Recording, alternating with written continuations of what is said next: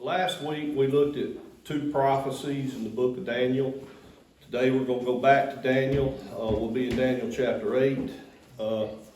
Prophecies last week were from two different dreams. One was from King Nebuchadnezzar, and the other was Daniel's own dream. Both dreams were prophecies of a world empire or world empires that would come to be. Today we're going to look at another dream. Once again, it's Daniel's own dream. And we find it in Daniel chapter 8. So I'm going to start with verse 1 and read. We'll read the whole chapter. In the third year of King Belshazzar's reign, now, I hate to stop when I'm reading, but we notice a difference here. Now it's King Belshazzar. It was King Nebuchadnezzar. So what this tells us is time has passed because there's been a change in kings.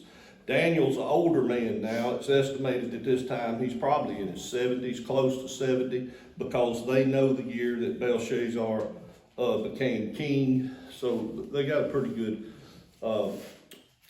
idea of that, Daniel being older and in his 70s. In the third year of King Belshazzar's reign, a vision appeared to me, Daniel, after the one that had appeared to me earlier. I saw the vision, and as I watched, I was in the fortress city of Susa, in the province of Elam. I saw in the vision that I was beside the Ulai Canal. I looked up, and there was a ram standing beside the canal. He had two horns. The two horns were long, but one was longer than the other, and the longer one came up last. I saw the ram charging to the west, the north, and the south. No animal could stand against him, and there was no rescue from his power. He did whatever he wanted and became great. As I was observing, a male goat appeared, coming from the west, across the surface of the entire earth without touching the ground. The goat had a conspicuous horn between his eyes. He came toward the two-horned ram I had seen standing beside the canal and rushed at him with savage fury. I saw him approaching the ram and infuriated with him. He struck the ram, breaking his two horns, and the ram was not strong enough to stand against him. The goat threw him to the ground and trampled him, and there was no one to rescue the ram from his power. Then the male goat acted even more arrogantly. But when he became powerful, the large horn was broken.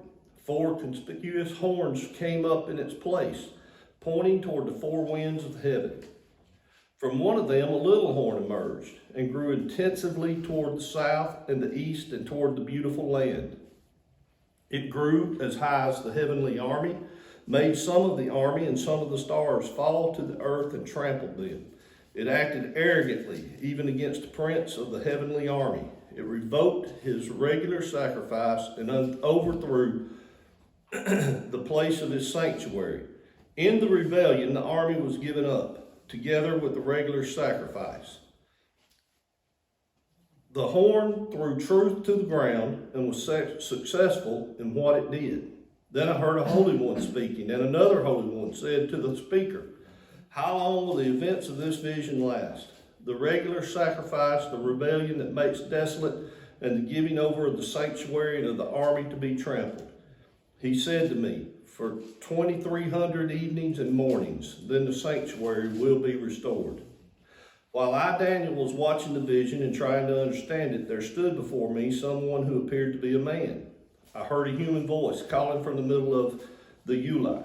"Gabriel, explain the vision to this man."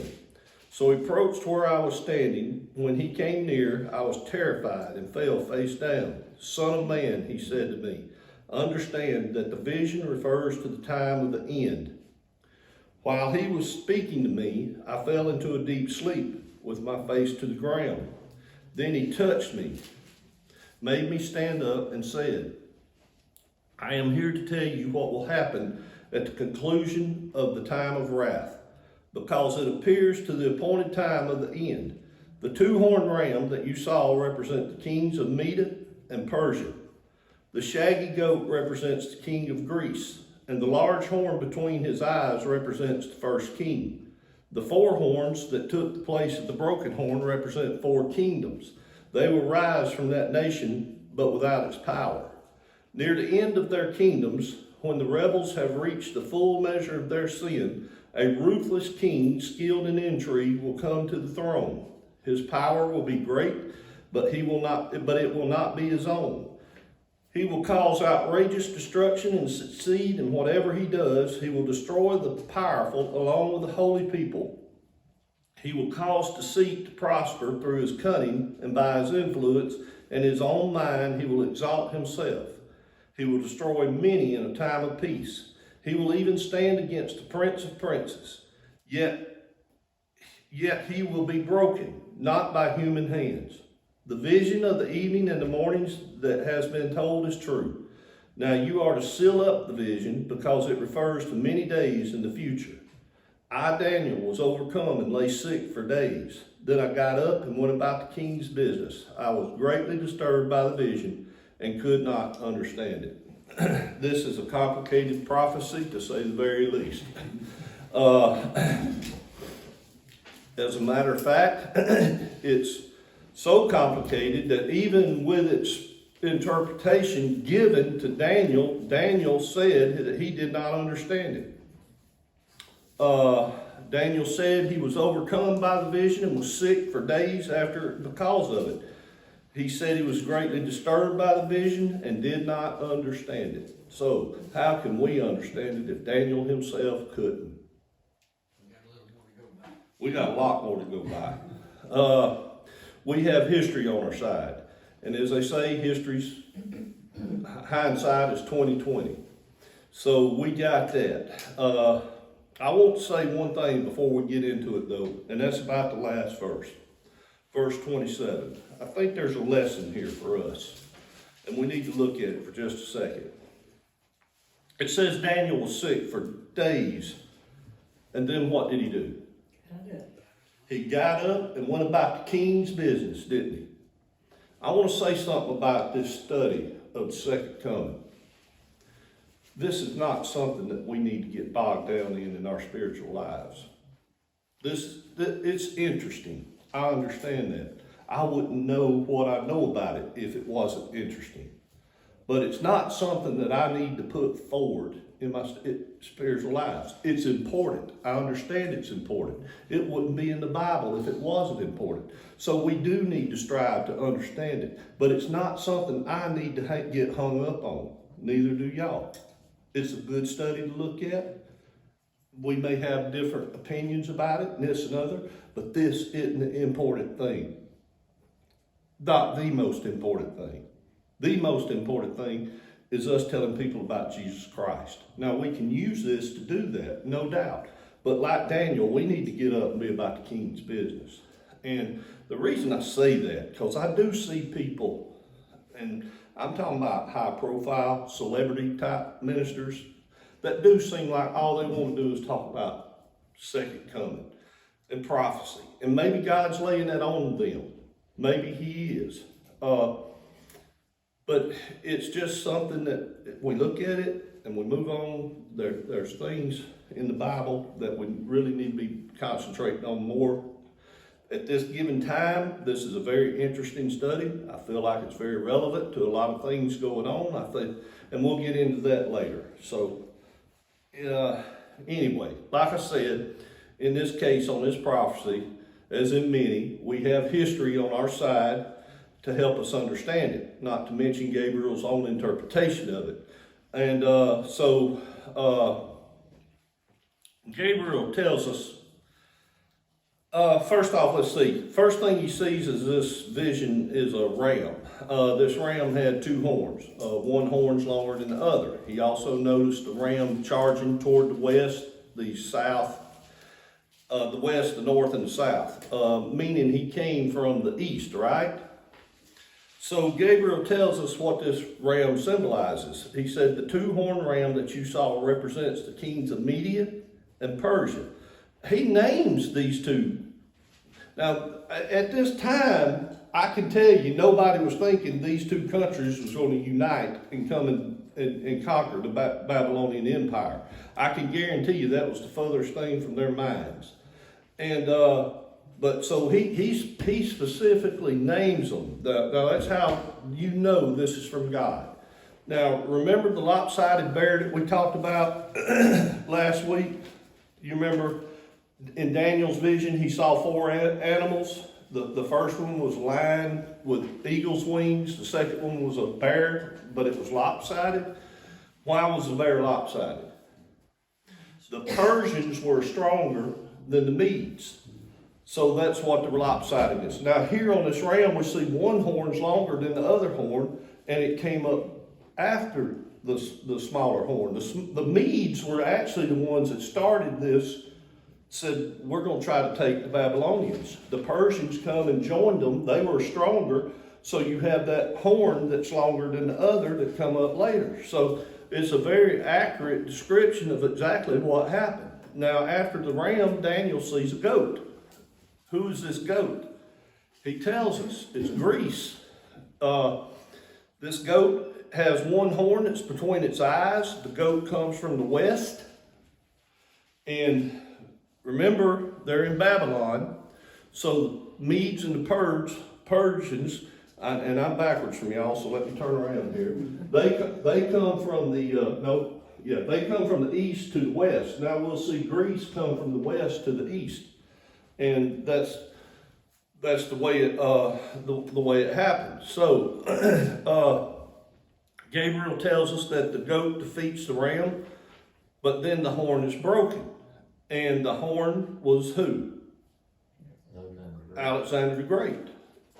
This one horn, this great horn was Alexander the Great, but it's broken. It was broken why? Because Alexander died. When he died, or when the horn is broken, it says 4 horns replaced 1 horn. I talked about that last week. 4 generals split the kingdom up, and each one became 4 different kings, but they remained united as one empire. And it stayed that way till the Romans defeated them. Now, they had problems because of this, no doubt. They never got as strong as they could have got because of this. So it probably wasn't that hard for the Romans when they did rise up. Remember, the Romans rose up from within this empire. So they were kind of fell from within also, but the Romans did have a good bit to do with it. Okay, so we already know all this, right? So why look at it again?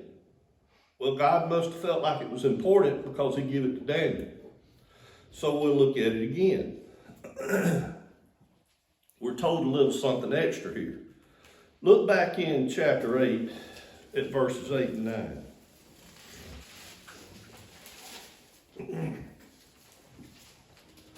It says, then the male goat acted even more arrogantly, but when he became powerful, the large horn was broken.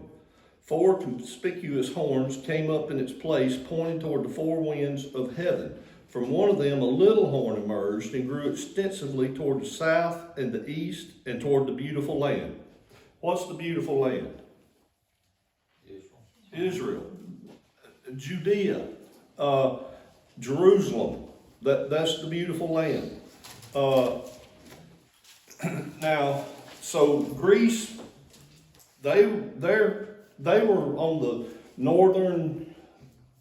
northeastern edge of the Mediterranean Sea. They grew southward. That would be down around the sea and toward Israel. So that's what he's talking about here. Now, but what grew toward the east and toward the south? Specifically, a little horn. Now, we talked about a little horn before. We mentioned a little horn last week. Remember Daniel's terrible beast? Daniel's terrible beast had 10 horns. And it said a little horn tore 3 of the 10 horns out and took their place. I believe well, let's go back. It's over in chapter 7, verse 7 and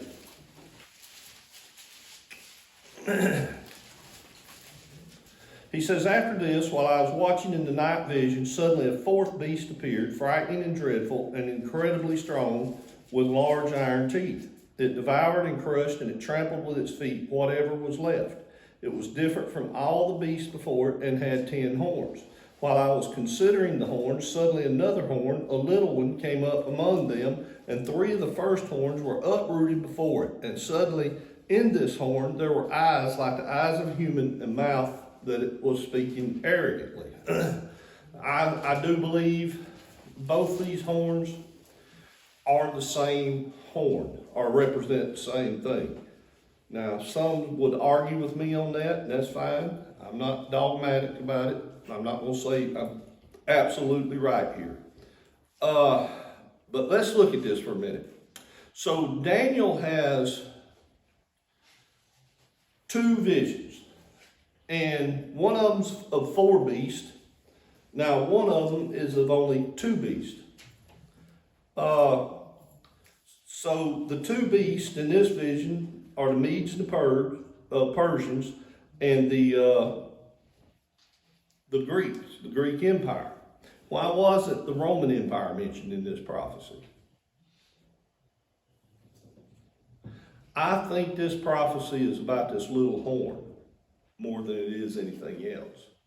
And it's going to teach us a lot about this little horn and what it is, and specifically where it came from. While the Roman Empire covered a vast majority of land, remember, they were in North Africa, all the way over into the Middle East, up into all of Eurasia, most of Europe, all the way over into the great, the British Isles. That was a huge, vast amount of land. When you look at the Greek Empire, it does not cover that much land. It covers maybe 2/3, I'd say maybe 2/3 of the Roman Empire. So what we're seeing here is now Daniel's getting a vision that says the little horn will come from the Greek Empire. Now that just scaled down where this little horn's going to come from. It's not going to come from the British Isles, is what I'm getting at here. It's not going to come from Northern Europe. It's going to come somewhere more around that Mediterranean Sea area. That's what we're being told here. Now,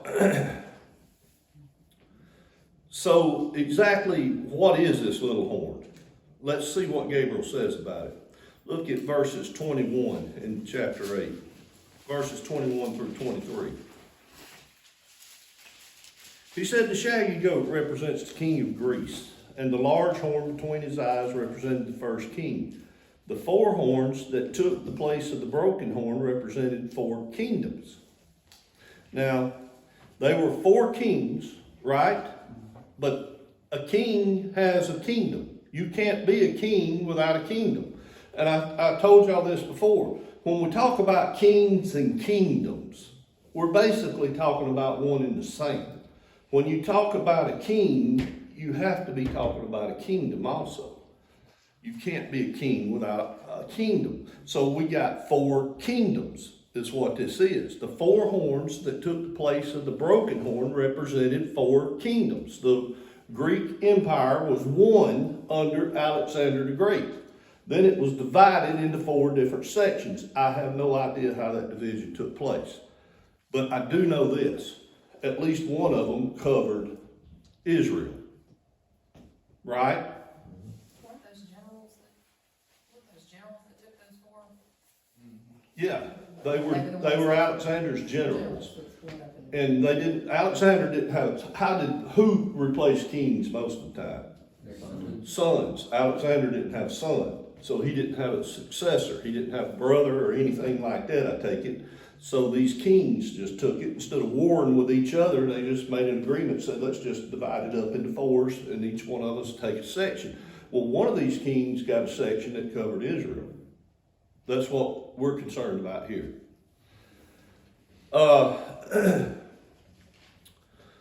So let me finish reading. Where was I at? So they represent 4 kingdoms. They will rise from that nation, Greece, but without its power. Why without its power? The power's in the unity, isn't it? When Alexander the Great had it, they were very powerful. Now they're divided into four. And even though it's four generals that was under Alexander the Great, what do you think happens with politics? Not everybody agrees on the same thing, do they? And what does that do? It weakens. It weakens. And it weakens it enough that eventually the Romans will take it. Alexander had lived, them Romans never took him. That man, he knew how to fight and knew how to get people to fight. But anyway, let me go on here. So near the end of their kingdom, when the rebels have reached the full measure of their sin, a ruthless king skilled in intrigue will come to the throne. So this little horn, we know what he's going to be. What's he going to be? Another king. But this time it says he's going to be a ruthless king. After the big horn was broken, Alexander the Great died. The four other horns arise. The four generals, they become kings. This little horn emerges from one of these kings' kingdoms. From one of these kingdoms. Now, we got to understand here,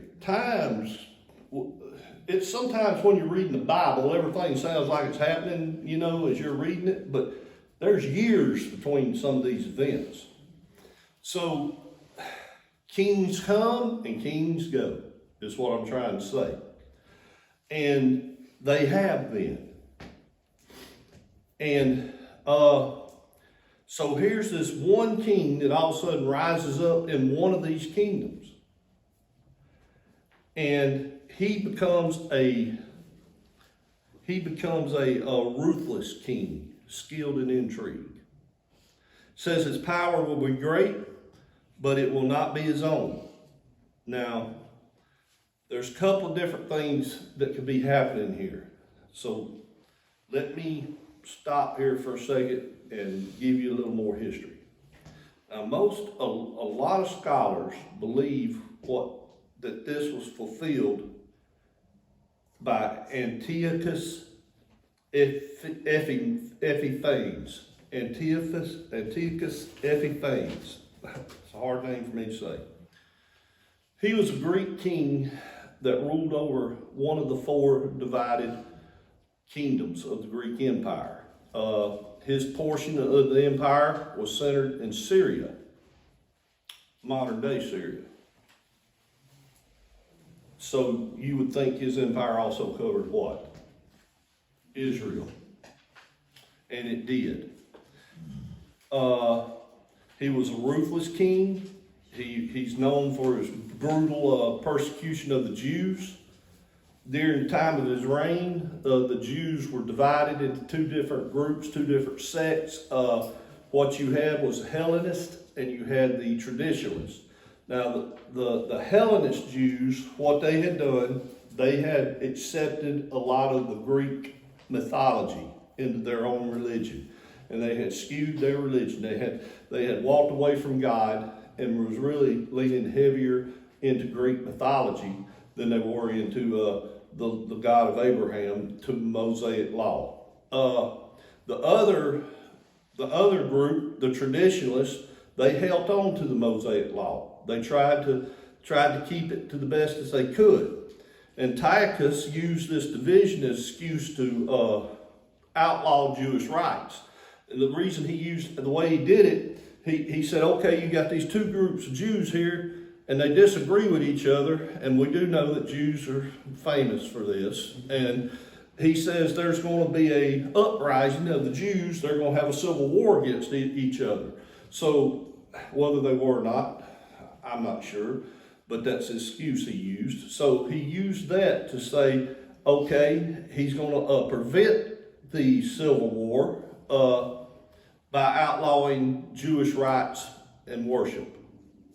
So he outlawed the Traditionalists, but he didn't bother the Hellenists. So he also ordered the Jews to worship Zeus. You've all heard of Zeus, right? He ordered them to worship Zeus. How do you think the Jews took that? Well, they rebelled against this, so Antiochus raided the temple in Jerusalem. He stole the treasures that were in the temple and desecrated the temple. One way it's said, I'm not 100% on this, but I've read this. One way they said he desecrated the temple was actually taking swine in and making sacrifices on the altar with swine.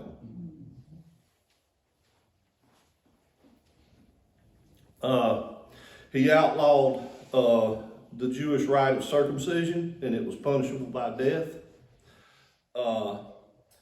He caused the Jews to rise. This caused the Jews to rise up against him. He responded by slaughtering great numbers of Jews and selling a lot of them into slavery. Antiochus' real name was Antiochus IV. He took the name Epiphanes on himself. Epiphanes is actually a title, and guess what it means? God manifest. He declared himself as God.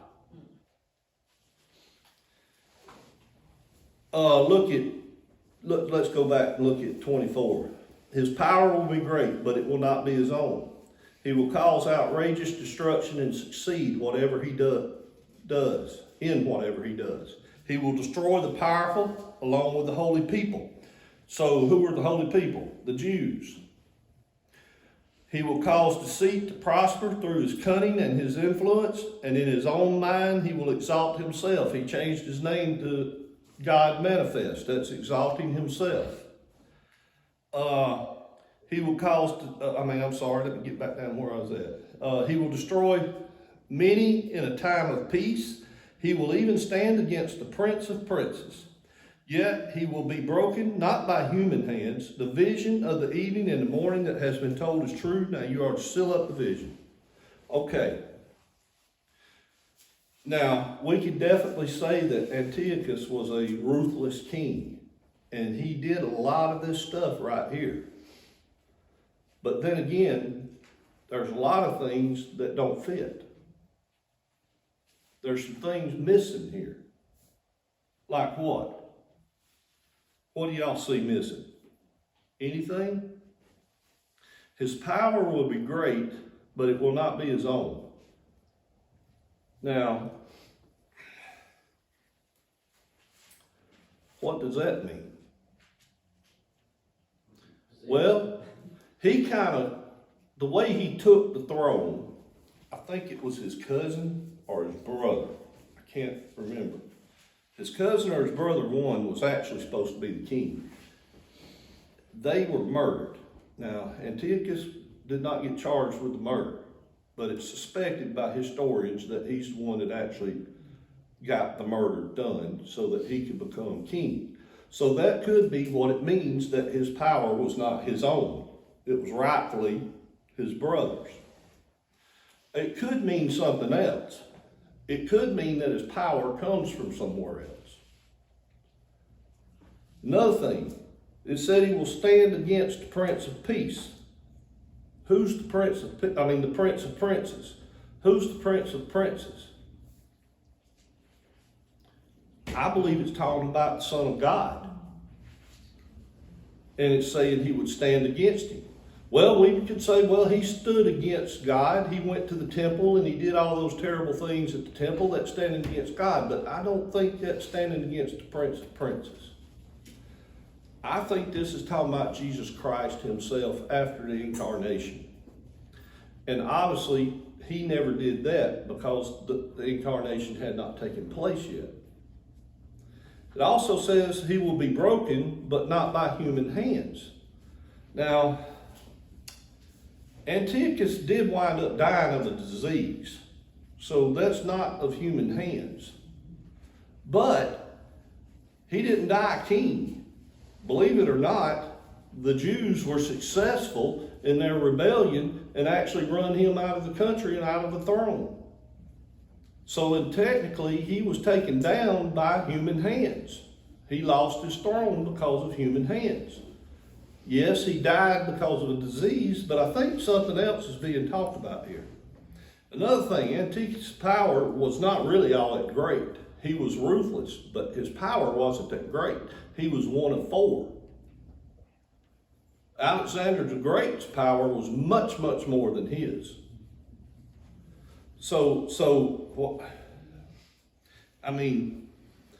Alexander ruled the whole kingdom. This guy's only ruling a quarter of the kingdom. Emperors would come after him also. And another thing, how many of you have ever heard of this guy? Anybody in here ever heard of this guy? One? This guy's not known. You know what I'm saying? A great ruler. How many of you have heard of Alexander the Great before this class? All of you. That's what I'm getting at. He's not really all that great. And he never stood against the Prince of Peace, Prince of Princes, in my opinion. All right, so what's going on with this prophecy? Way in the future. We've looked at, I believe this guy is in this prophecy. I believe, from what I've read, that there's been a well enough case made to say that this guy is in this prophecy. But I do believe there's something else in this prophecy too that's way, way, way in the future. Now, we've seen numerous examples of prophecies applying to more than one event, right? We've seen prophecies that talked about the coming of a Messiah. And that Messiah come, but not all of that prophecy was fulfilled in that first coming. You go to a second coming. Let's look at something a little bit different here. I think Antiochus was the first of two kings that would share the same traits, the same likeness. You might say he'd be a forerunner of another king to come. Do we see examples of that in the Bible? Where? All the time. The life of Joseph is a picture of the life of Jesus Christ. Joseph is said to be a likeness of the Christ to come, a picture of what's to come. I think Antiochus is a picture of something to come, something else that's going to come. It says he will stand against the prince of princes and not be broken by human hands. I think this one to come we call the Antichrist. I think this little horn is the Antichrist. Let's talk a minute about this kingdom. It says the Antichrist, that this kingdom the Antichrist will have. I'll get deeper into the Antichrist himself later on. We'll have a whole study on the Antichrist. But right now we're focusing on kingdoms. We're focusing on God's kingdom. Now we're focusing on the Antichrist kingdom. That's what we've been looking at for the last couple of weeks.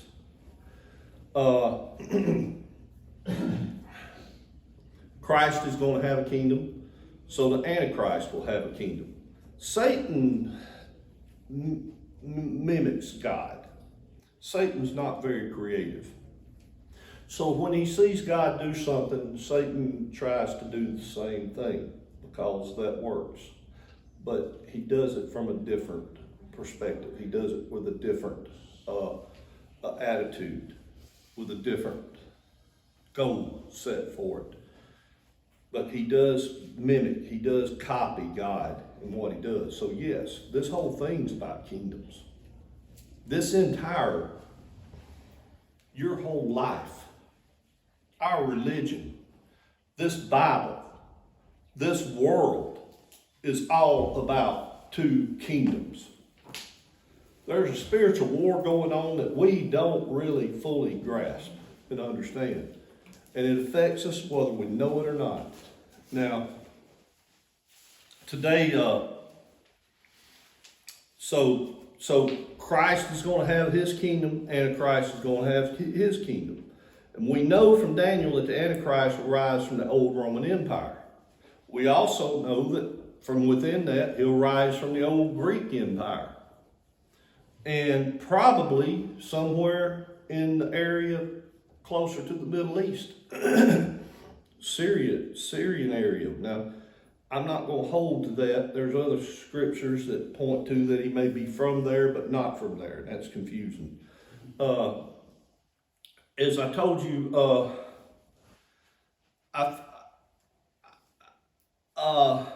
all four of these empires were and are considered as world empires, right? The Babylonians, the Medes and Persians, the Greeks, and the Romans were all considered world empires, even though they did not cover the entire globe, the entire earth. The concept is still there, that they were world empires. That's important. So the suggestion is that this kingdom will also be a world empire. Today, we tend to call this not a world empire, but we tend to use another phrase, a one world government. Right? Is this possible? They're striving for it now. Striving for it's one thing. Is it possible? Turn over to Revelation chapter 13 with me.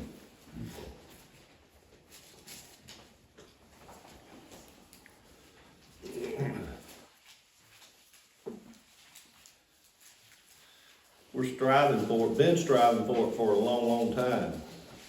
The striving has gotten more intense in the last half century or century.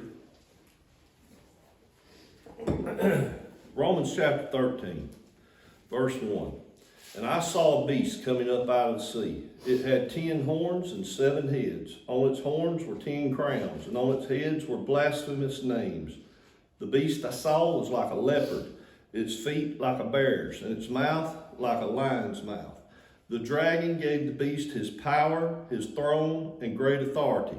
One of his heads appeared to be fatally wounded, but its fatal wound was healed. Okay, now here's a vision that John has. And John sees a beast. And this beast comes up out of the sea. Remember Daniel's beast that he saw come up out of the sea. And I told you the sea usually represents the peoples, the nations of the world. So this beast will come up from the nations of the world. I believe it's the United Nations of the world. He says it has 10 horns and 7 heads. These horns and heads, I don't want to get into it real deep right now, but these are kingdoms and kings, and they will rule this world empire, is what I'm getting at. Now, he says this beast looked like a leopard. It had feet like a bear and a mouth like a lion. Do these animals sound familiar to us? Yes. Daniel's 4 beasts were a leopard, a lion, a bear, and a leopard. Then the big beast. Now John sees a big beast with a mouth it looks like a leopard, with feet like a bear, and a mouth like a lion. Now, that's the same animals, but they're given in reverse order. Why?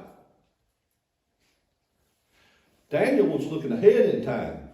So he saw the lion first, the bear next, and then the leopard. John was looking back in time. So he saw the leopard, the bear, and then the lion. But these make up that beast, the Roman Empire.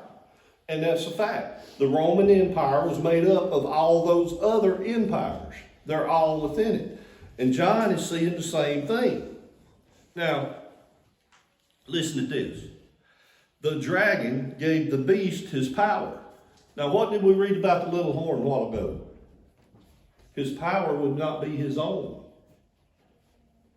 So something else is giving the little horn its power. And I'll just go ahead and tell you, it's Satan giving the Antichrist power. And we'll talk more about that later on. Now, look on down. I didn't read everything. It says, one of its heads appeared to be fatally wounded, but its fatal wound was healed. The whole earth was amazed and followed the beast. They worshiped the dragon because he gave authority to the beast. And they worshiped the beast, saying, who is like the beast? Who is able to wage war against the beast? Now, who followed after the beast? The whole world. A one world government. The beast is a one world system. I don't know what that's going to look like. Evidently, from some of the things we read here, nations may maintain their sovereignty to a certain degree, but they're going to give power to the beast. The beast is two things. The beast is a king, but the beast is a kingdom. And the beast is a one world government. That's what he is. Now, is this possible? Is this possible? We'll get more into this some later on, but for right now, let me say this. I don't think it's impossible for there to be a one world empire or a one world government. That's what the United Nations is trying to become. That's what they're striving to be. Now, as you read through the Bible, you won't find the words one world government or world empire. But neither will you find the word Trinity. But the concept is there. The concept is clear. And here's what I see happening. On March 25th, 2022, just a few weeks ago, President Biden announced that now is a time when things are shifting. There's going to be a new world order out there, and we've got to lead it. And we've got to unite the rest of the free world in doing it, a new world order. Now, this was walked back by some of his handlers. And they said he was only referring to the Russian-Ukraine conflict, but a new world order has been being talked about for a long time now, and in the U.S. government, going back to the first President Bush. He was big on it. In June of 2020, the World Economic Forum met. The theme of their meeting was the Great Reset. Y'all been hearing about the Great Reset in the news lately? Do you know what that is? Anyway, they seized upon the crisis of the COVID-19 pandemic and the Great Reset. They laying out a plan, and I'm gonna tell you, this Russian-Ukraine thing is throwing more fuel on the fire with it. This is not something that's new. This Great Reset, they just changed the name of it. It's just a new name for a plan going back to 2008 called the Global Redesign Initiative. The Global Redesign Initiative. Basically, the World Economic Forum is calling for a globalized world managed by a self-selected coalition of multinational corporations and civil society organizations, whatever a civil society organization might be. I don't think it would be good for us. The war in Ukraine is a big deal. Should Russia lose the war, U.S. and Europe back forces will regain momentum as the world power. We've lost that. Or we thought we had. Russia's not looking real strong right now, and we're not real sure about China either. This is important to the Middle East. Since Biden's been president, he's been trying to reinstate the Obama nuclear deal with Iran, the one that Trump trashed. This has caused a lot of unrest in the Middle East. This brought about a big meeting in Dubai last week. The title of the meeting panel was the World Government Summit. This stuff is happening now, y'all. And like Chad said, they are very much wanting a lot of people in the world. We talked about the EU last week and their no borders policy. They're wanting to move to a whole world with no border policies. Some of it, you know, I gotta admit, some of their things sounds good. Man, they're talking about world peace. Who in here don't want world peace? But we know that's not what's gonna happen. Why? Because we know that a little horn that's going to be a ruthless leader is going to take control of it. And he's going to raise war on the holy people. It's not a good plan. It's not a good plan for us. It's not a good plan for Israel. It's not a good plan for the world. But that's where the world's seemingly wanting to go.